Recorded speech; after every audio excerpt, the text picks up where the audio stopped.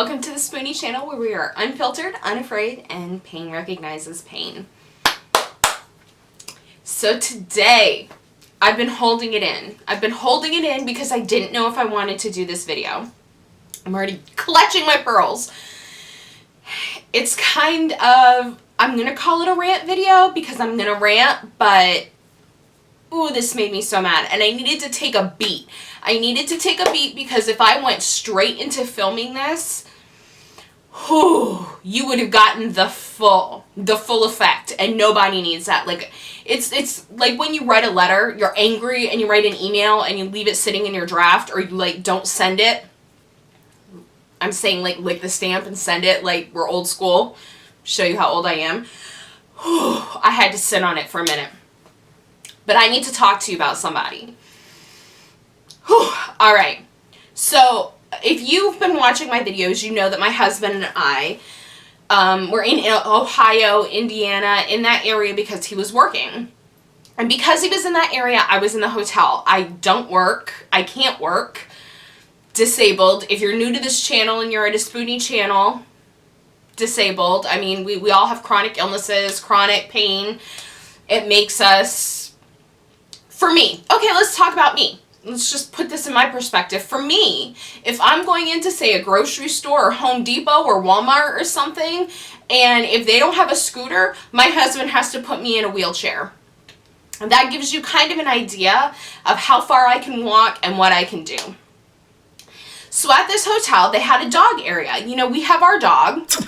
I'll insert a picture of his little potato booty over there.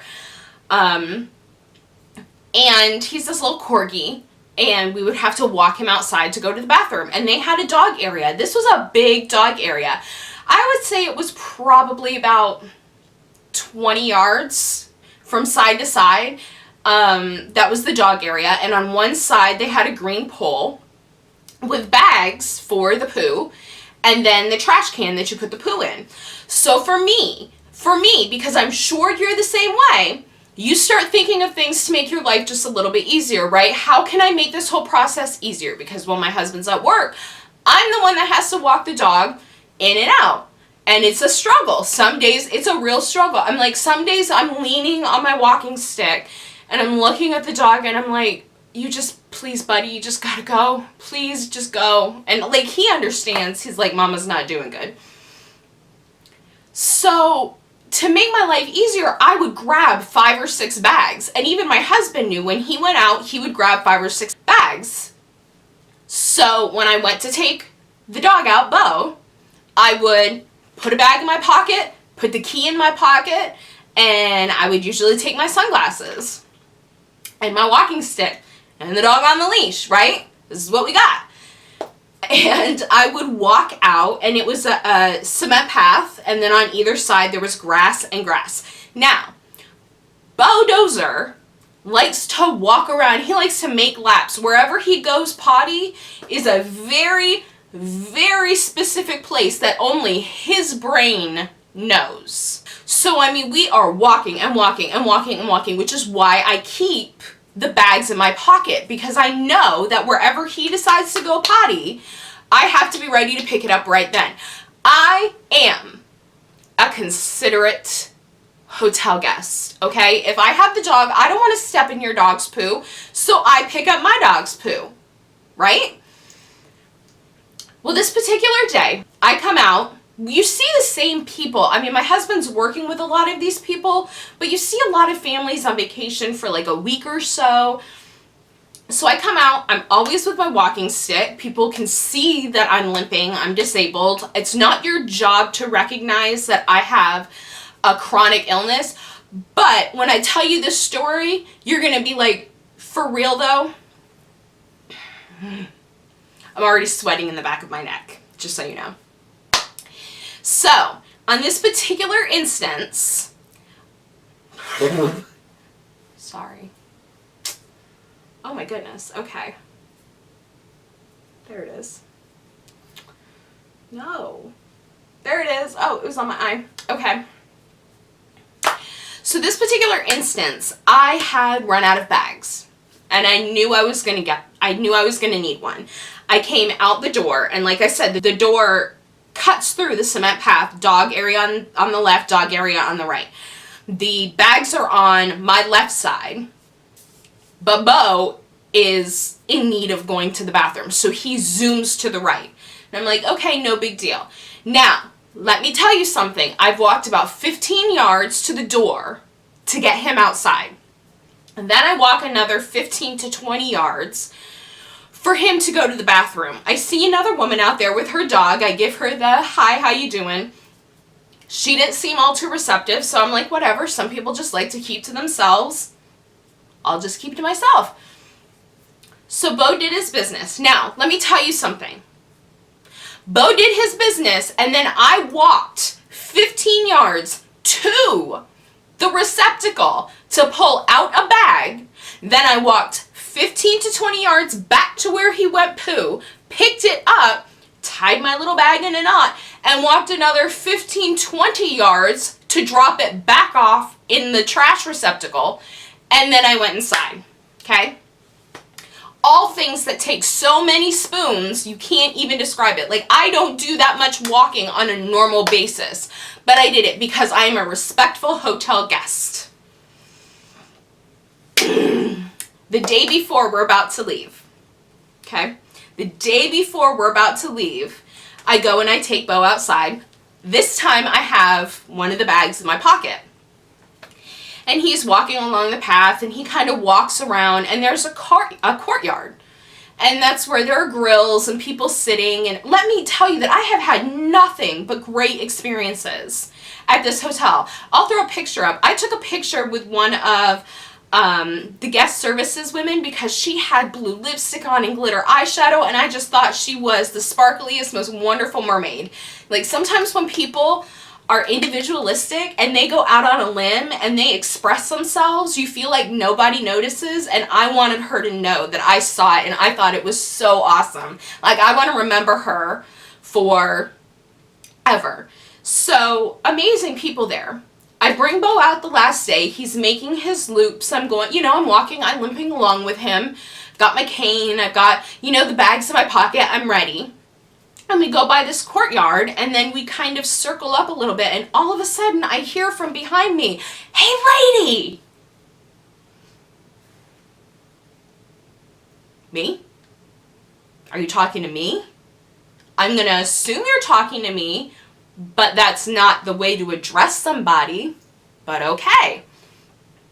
And this woman that was out there the day that I trekked back and forth to make sure that I was a good hotel guest with my dog and pick up his poo was out there chasing me down with a handful of poo bags, right?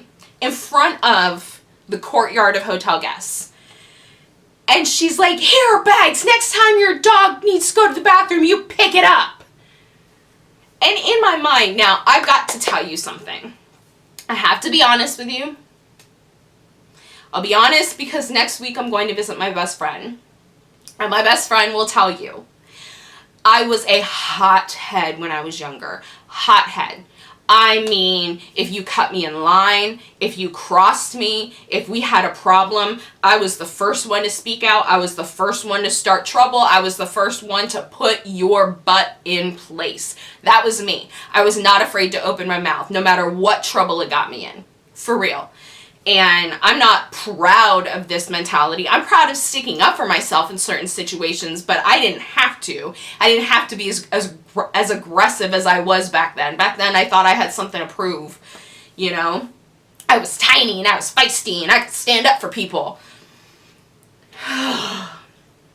But I've mellowed in my old age, I've realized I try to live my life, that people are going through things and their attitude is a direct representation of their insides. If your attitude is kind and beautiful, then your exterior is kind and beautiful. And I'm not talking about, surface. I'm talking about what you radiate, right?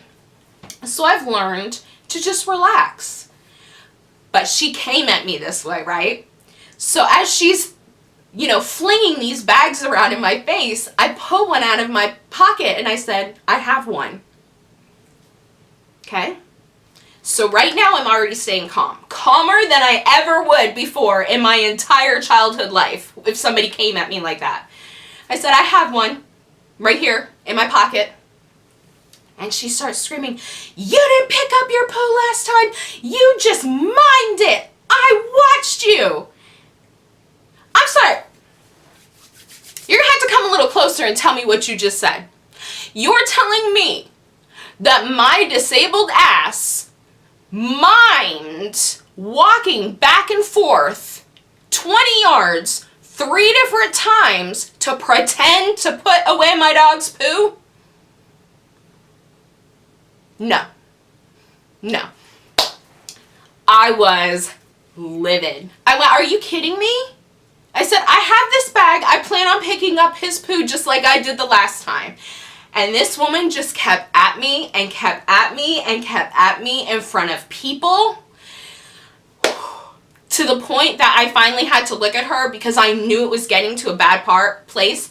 I knew inside I could feel the fire start building. I could feel that youth anger start bubbling up to the surface, and it does every now and again. And I could feel it because she was being very combative. And I don't do well in combative situations. I will fight back. That's just how I am. And I finally looked at her and I said, you need to get away from me. Just like that. And that was it. I summoned every little bit of calm that I had and looked at her and said, you need to walk away from me. I had to say it twice. And finally, I think she realized. But it made me so upset because I'm like, you can see that I clearly can't walk that well. You can see that that was an effort for me. And not only that, but you were going to come and attack me in front of people over something that you think you saw? Oh, I was not happy and I was not having it. Not having it. And like I said, usually I really try to be like, what is this person going through? I am a comforting person. I want to comfort and love and give. That's me. But once you do something like that, it's really hard to justify that behavior. It's really hard to think, what are you going through that you have to sit there and think that you're some kind of police and then attack people for no reason based on whatever delusion you think you had. Girl, get in the pool and leave me alone. Girl, go on a hike with your family and leave me alone. Girl, get a life and leave me alone. You know, I was just so angry. I was so angry. So angry because, like I said, take everything else out of the picture. Take everything else. It was wrong to begin with. It was wrong to approach somebody that way to begin with. But the fact that you can visually see that it took everything I had to be that courteous, to pick up that dog poo, to put it in a bag, to put it in that area. You watched me do it. And then to come at me like that, I don't understand the mindset of people. I don't. And I'm not asking for a pass because I have, pain and I'm disabled. I am asking you to be a decent human being. And I am asking you not to come at me like that because I am an animal that bites when cornered. That's just, that's it. That's how I am. Whew. So, that was my rant. I just had to share that with you because that experience was absolutely maddening. It was insane to me. Insane that somebody would do that. And like I said, I had to... And okay, so you saw how fired up I was? That was 2 weeks after it happened? A week. I'm sorry, I don't work. Time is fluid for me. It was probably about a week and a half. We'll say a week and a half after it happened. That's how long I've had to cool down. Anyway, I just wanted to share that with you guys. It was kind of a funny video. It's kind of, I wanted to rant and get riled up so you guys could feel what the actual with me, you need to get away from me. Anyway, I hope you liked the video. I know it was a little different, but I just kind of wanted to get on and talk and rant about some stupid stuff. So if you like the video, I hope that you will give it a thumbs up. And if you like the content, I hope you subscribe. It takes a lot to put these videos out, and every little bit keeps me going. And as always, pain recognizes pain, and I see you always and forever. Bye, guys.